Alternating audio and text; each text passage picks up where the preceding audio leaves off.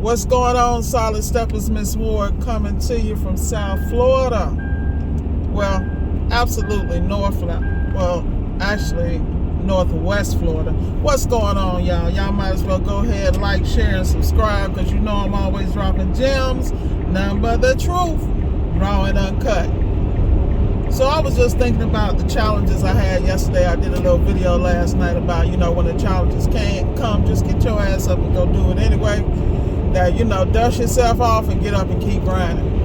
I was talking to some people this morning about systems. They're looking for some direction. A couple of my coaching clients, they're in that season where they're coming into realizing that nothing is given to them. Not only do they have to grind for it, but you got to plan for it. What plan do you have in place? Well, let me tell you, plan number one you need to have. You need to know how to get up early and get out here and get it and get your time back. That is a valuable lesson I have learned during daylight savings time, because where I'm at, the sun rises about 6:30.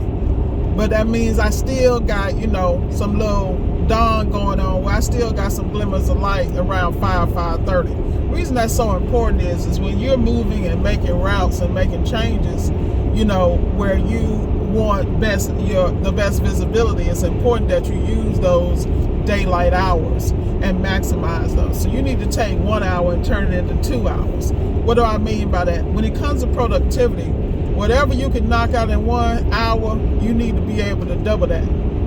You need to be able to do something that would take you 2 hours to do within 1 hour.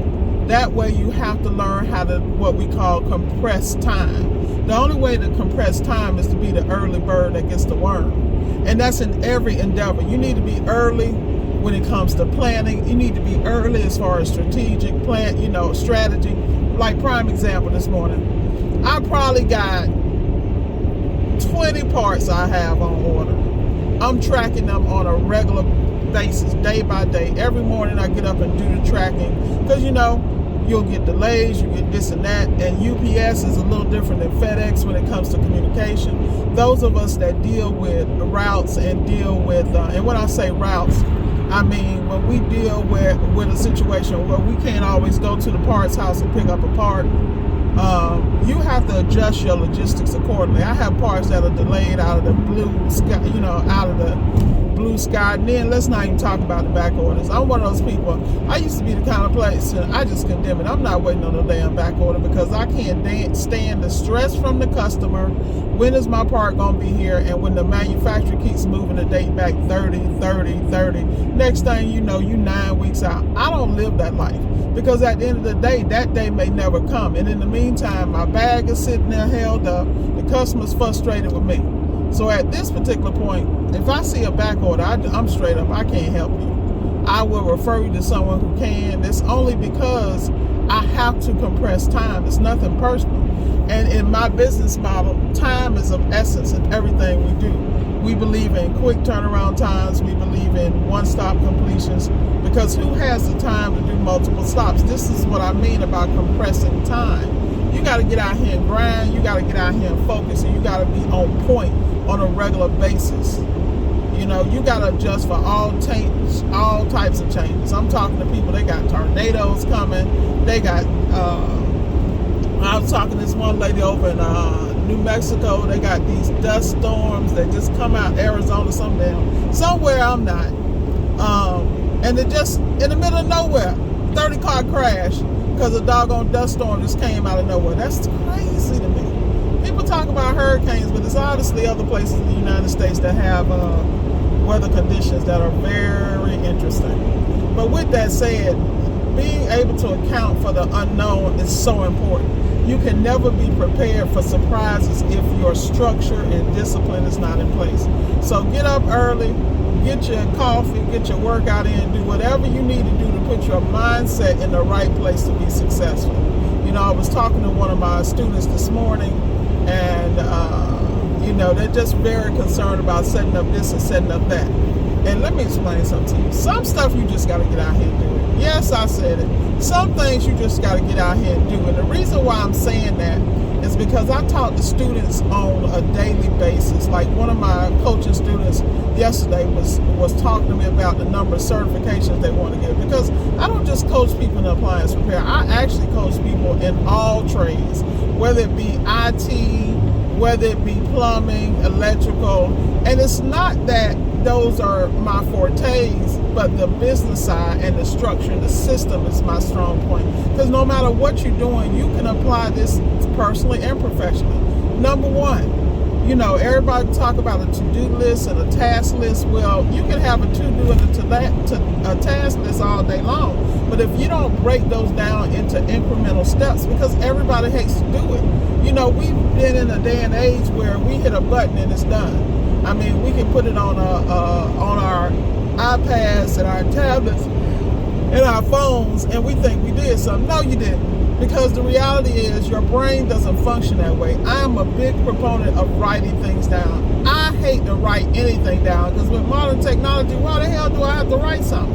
But then what I have found is when I engage my fingertips and actually write my reticular activating system, which of course is in the back of your brain, the back of your head, it actually helps me get those tasks done because it triggers my subconscious and conscious to work together and realize the importance of this task.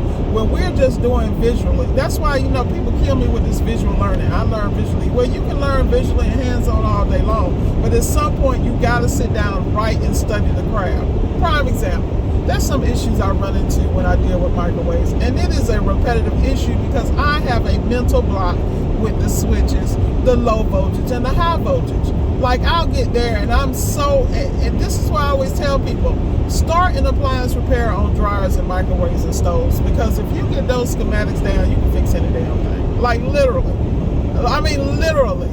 Whether it be a dishwasher, washer, whatever. Because once you get the schematic game down, you understand how to test. You understand how to test for voltage. You understand resistance. You understand voltage drop. You understand what's loading down. Like prime example, we were talking about a GE. And GEs are notorious for having the older ones, the side-by-sides, the evaporator motors starting to, basically crash, and they load down the board and give a semblance of something different. If you don't know to go back there and unplug, that particular connector and then double check resistance and things of that nature, you're going to be stuck. You're going to be there for 3 hours trying to figure out what the hell I said it needed a board. Well, don't just need a board, it need that and the motor. When I see issues like that, I change the motor and the board. And a lot of times, if the condenser motor is the same age, I'm doing all that because I'm not coming back. I understand these things run on similar connectors, and I just don't have I don't have time to come back. I don't have time for a recall, and the customer saying it's doing the same thing when it's a different component. And that's what I mean about studying the craft. You don't know that just from visualization. You know that from trial and error, but you also need to study those diagrams. When I'm telling you people to go learn schematics, please understand, get the schematics, get the processes down. And it's not that difficult. There are people I know who have read that Eric Clenert book front to back over and over. Now, I'm not that person. I'm not going to sit here and lie to y'all ass because I'm going to keep it a buck. And those of us in appliance repair understand what that book is, Eric Clenert. If you don't have that dang book, your ass better get it. At the end of the day, you can't be serious about making money in appliance repair if you don't study and you don't apply the training. I push myself to the outer limits and travel and manage other techs because I push myself, because I know me. I will be lazy, I'll be trifling, and I'll be like the bottom 98%. I'm not doing that. I'm trying to be in the 1 or 2. And the only way for me to do that is to put systems in place, be able to multitask and work my ass off. In the right areas. Operative word, in the right areas. So what you need to do is you need to sit your little butt down, get you a little plan, and you need to work that damn plan. And when I say work that plan, you know where your issues are. You know you're not calling customers up and back on time. You know you're not ordering parts or the right ones. You know you're not diagnosing properly on the first stop. Come on now. Don't tell somebody else them lies. I'm going to tell you. At the end of the day, you got to be professional enough, number one, to love yourself and get it together. Number two, you got to just step in it. You got to step in it and master it. Because once you master that, then you on to the next one. Because right now, you holding you back. This video is for that person that need Miss Ward to shake their ass up this morning. So I'm going to shake you up. Look, self-check time, self-reflection. And then you steadily running from it. What the hell are you running from it from? It ain't going nowhere. Like, what are you running from? You ain't running from nobody but your ass. So guess what? Get you a little green tea, sip you a little whatever liquid courage you need, and go get it, because it is not going anywhere. And then guess what? It's actually going to get worse, because you've intimidated yourself so much that your damn self-conscious start acting crazy when you see a certain appliance or issue just because it kicked your butt in the past. I get kicked. My butt gets kicked on a daily basis, but that's why I'm good. I noticed, like just yesterday, I was on something for 4 hours. I ain't had no damn business, but my stubborn ass wouldn't let go when I knew mentally I needed to let that go an hour in. But no, I gotta be Miss Ward. But the reality is, I know how to do that though, and recover and get up the next day and feel better about it, and then go home and grind and study. Wake up the next day and study, and people like, it can't be that hard. Well, it is. When you deal with the caliber of clientele and the level of appliances that I work on, it is. But that was a choice, so I am not complaining, honey. I'm just collecting bags, taking names. See you at the bank.